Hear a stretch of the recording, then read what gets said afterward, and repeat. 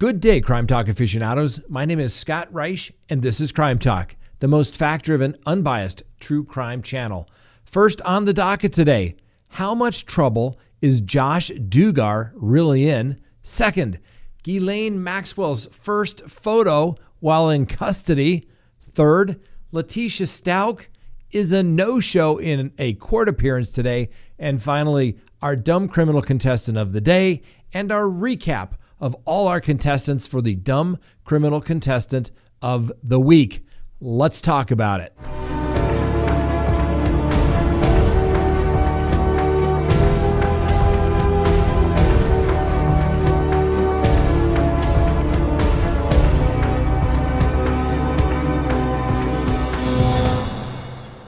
Good day, Crime Talk aficionados. This is Crime Talk, and my name is Scott Reisch. Thanks for watching. Now, if you haven't done so already, please hit that subscribe button as well as the bell so that you receive notifications of when we go live or put up new content.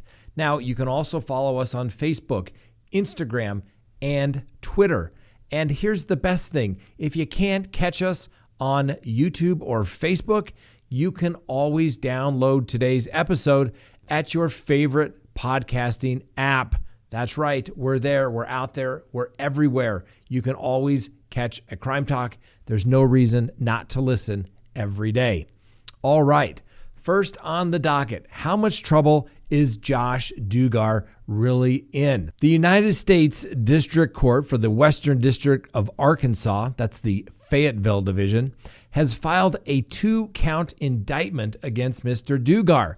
In that indictment, it alleges that on May 14th and on or about May 16th in the Western District of Arkansas, Fayetteville, Joshua James Duggar knowingly received child pornography in violation of the United States Code. And count 2 is possession of child pornography, which alleges that on or about May 14th, 2019, and on or about May 16th, 2019, in the District of Arkansas, Joshua James Duggar did knowingly possess material that contained images of child pornography in violation of the United States Code. And they have to also allege that it was in furtherance of interstate commerce, i.e. being mailed, shipped, or transported using any means and facility of interstate and foreign commerce and affecting interstate and foreign commerce by means of a computer, and that was produced using material that had been mailed and shipped and transported in affecting interstate commerce. Now you think, why is that necessary? It's in federal court. For crimes to be federal, it has to have an interstate nexus. Needless to say, if you're using a computer, you're downloading something from a computer, even though you're in Arkansas, that server could be out of the country or in the state of Virginia for all we know. That is interstate commerce. Now, Josh Duggar. Why should we even care about Josh Duggar? Well, we probably shouldn't, but he is a former reality TV star, and that was on TLC's 19 Kids and Counting. Now, the show was canceled because there were allegations that he had molested underage girls as a teenager.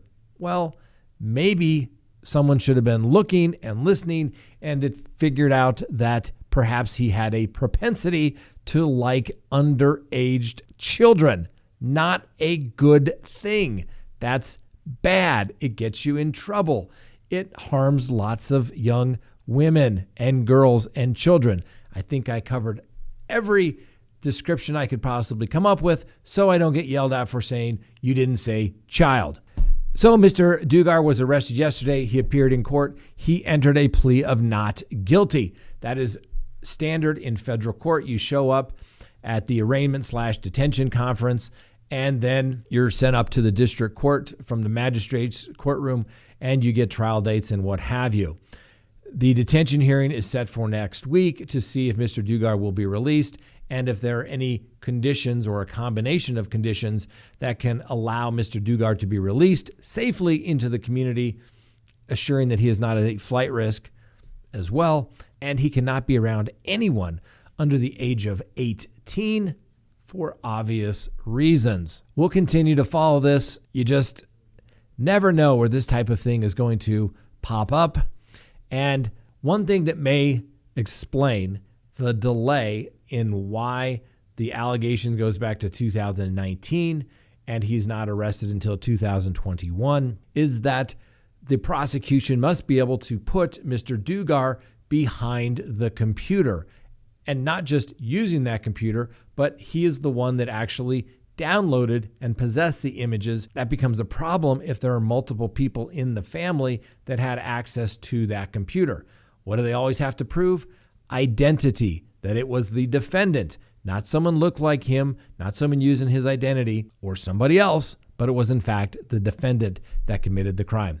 We'll continue to follow that. And it's kind of ironic. Just the other day, I was at the federal detention center to see a client, and somebody reminded me that Jared from Subway was just beyond the fences there the other day. And what was he in there for? That's right, the exact same thing.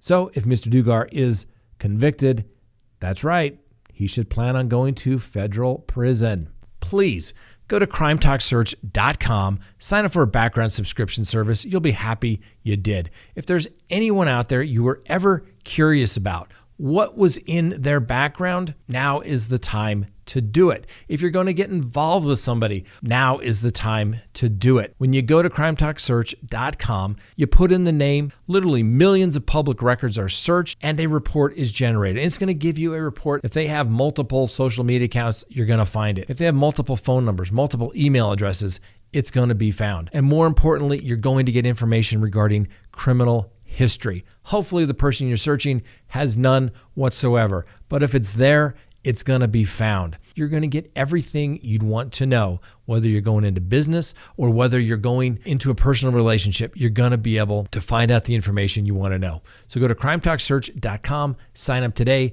You'll be happy you did. Next on the docket, Gillian Maxwell. The struggle continues. Now, Miss Maxwell is 59 years old, and have to say that the first photo that was released of Miss Maxwell, a picture taken by her attorneys to document what they believe to be a black eye, a bruise of some type that Miss Maxwell would not tell her attorneys how she received it. There have been allegations that she is being abused by the correctional officers there at the Federal Detention Center in New York, but apparently Miss Maxwell is keeping mum. Now, certainly not going to want to be accused of anything, but I'm sure this is not the photo that Miss Maxwell, who used to live a glamorous lifestyle, would want being sent out to the public. She looks like she has aged a little bit. She kind of looks like the witch in the play Wicked, but I'm not disparaging her. I'm just kind of saying this is kind of what she looks like. She's got some problems there. Certainly, we don't want anyone to be abused while they're in custody, right? Because we're the good guys. We're better than that. And here in the United States, we treat everyone with dignity and respect. Miss Maxwell may get some relief in her detention in response to a motion filed by her attorneys stating that Miss Maxwell's sleep is being disrupted, which is harming her health and compromising her ability to assist in the preparation of her defense.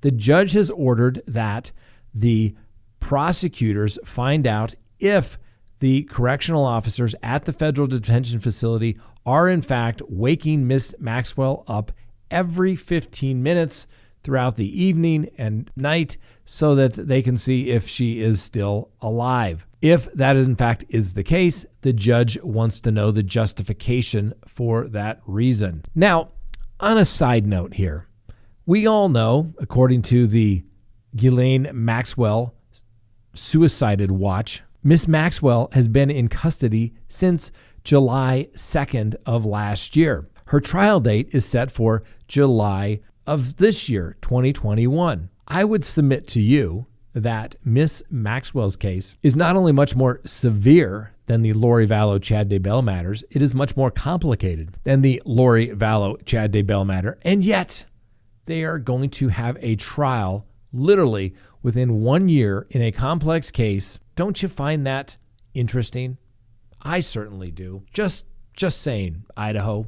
Maybe we could get the ball rolling. Next on the docket, Leticia Stout. she was a no-show at court today. Well, was this a court proceeding regarding her criminal case?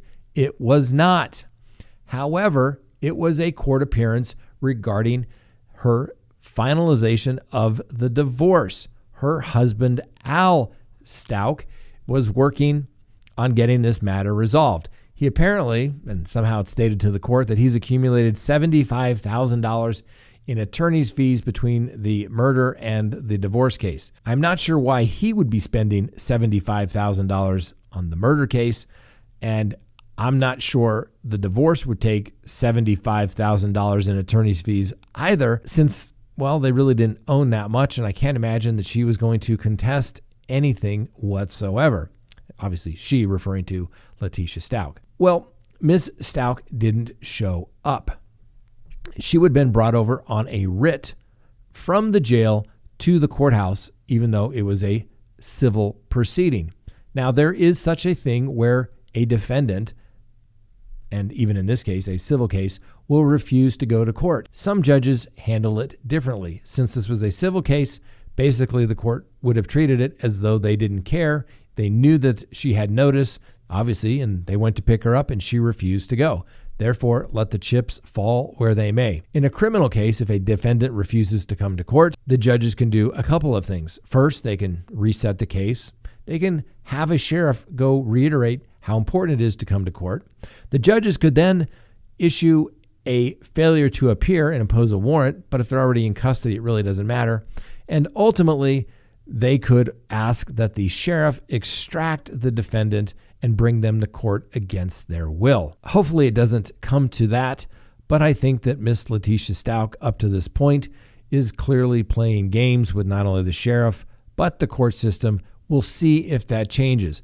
I still am of the opinion she made a huge mistake proceeding pro se, and she should go back, hat in hand, ask the court to have her previous counsel represent her. Bottom line, don't go to court, particularly on your first case, which is a murder case, and want to do it all on your own. It's probably the dumbest thing one could possibly do. Now, next on the docket, it is our dumb criminal contestant of the day.